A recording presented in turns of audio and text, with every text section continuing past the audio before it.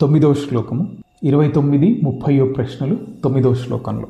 కేహేతవో బ్రహ్మగతేస్తు సంతి సత్సంగతిర్దాన విచారతోషాః కే సంతి సంతో అఖిల వీతరాగా అపాస్తమోహా శివతత్వనిష్ఠాః. కే హేతవః బ్రహ్మగతేస్తు సంతి అంటే పరబ్రహ్మ ప్రాప్తికి సాధనములు ఏంటి? హేతువు అంటే ఇక్కడ సాధనం. పరబ్రహ్మ ప్రాప్తికి సాధనములేవి?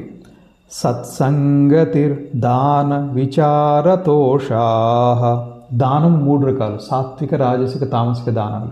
ప్రత్యుపకార బుద్ధి లేకుండా, ఫలాపేక్ష లేకుండా, అవసరాన్ని గ్రహించి దేశకాల పరిస్థితులకు అనుగుణంగా చేసేటువంటి దానం సాత్విక దానం.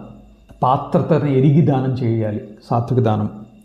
సో సత్సంగము, సాత్విక దానము, తత్వచింతనము, సంతోషము. ప్రశాంతంగా ఉండేటువంటి వాడు నిరంతరం సంతోషంగానే ఉంటాడు, ఆనందం. ఇవి పరబ్రహ్మ ప్రాప్తికి సాధనములు. సత్సంగము, సాత్విక దానము, తత్వచింతనము, సంతోషము. ఈ 4. కే సంతి సంతః. సంతః సంతులు ఎవరు? సంత సాధువులు అంటాం కదా, మహాత్ములు ఎవరు?